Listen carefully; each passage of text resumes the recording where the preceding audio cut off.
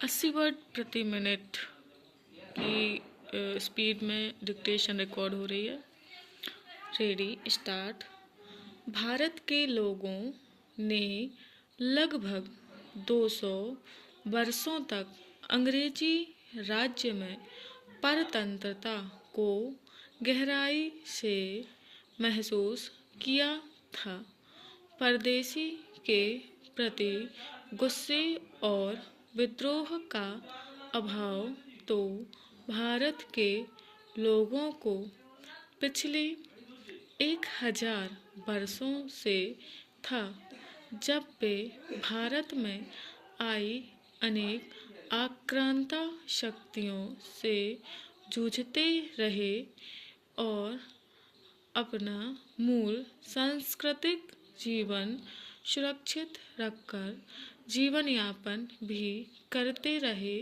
जैसा कि सभी कहते हैं कि अनेक संस्कृतियां पिछले 1000 वर्षों में भारत की मूल संस्कृति में समाहित हो गईं, पर अंग्रेजी राज के प्रति भारत का गुस्सा अलग ही था।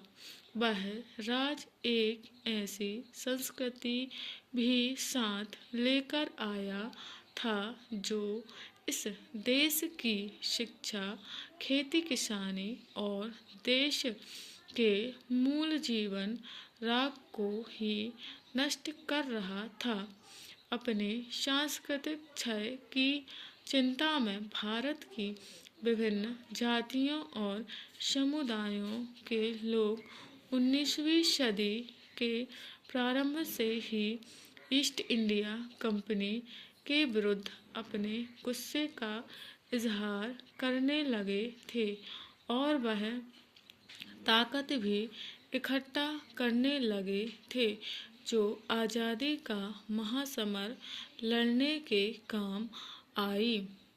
हम इस थोड़ी सी जगह में भारत के स्वतंत्रता संग्राम की कहानी कहते हुए भारत के हृदय प्रदेश में बसे मध्य प्रदेश के लोगों की आज़ादी के महासमर में निभाई गई भूमिका को संक्षेप में रेखांकित करना चाहते हैं।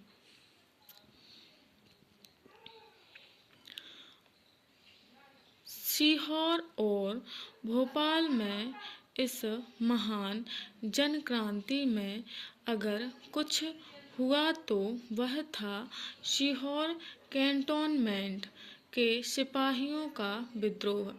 नवाब सिकंदर बेगम की अंग्रेजों के सहयोग देने की नीति के कारण इन दोनों जगहों पर विद्रोह ने वह शक्ल अख्तियार नहीं की जैसा प्रदेश के दूसरे हिस्सों में संभव हो पाया। सीहोर में सिपाहियों ने विद्रोह के बाद छावनी पर कब्जा कर लिया, अंग्रेजों के बंगले जला दिए, पोस्ट ऑफिस और सीहोर चर्च भी विद्रोहियों से नहीं बचे। शुजात खान ने ईस्ट इंडिया कंपनी की बेरछा ट्रेजरी को लूट लिया और ट्रेजरी अफसर को मार डाला। सिकंदर बेगम ने सीहोर के सिपाहियों को शुजात खान के विरुद्ध कूच करने का आदेश दिया, जिसकी उन्होंने अवज्ञा कर दी। बाद में सीहोर के अनेक विद्रोही कानपुर जाकर नाना साहब के नेतृत्व में अंग्रेजों से लड़े। बैतूल जिले में इस दौरान कई बड़ी घटना नहीं घटी। हालांकि चपातियां यहाँ बंटने के समाचार अंग्रेजों को मिले थे। अंग्रेज सतर्क थे और इसी सतर्कता के कारण वे 5 अक्टूबर 1857 को सियोदीन मालगुजार द्वारा बैतूल के समीप एक गांव में छिपाए गए शस्त्र बरामद कर सकें।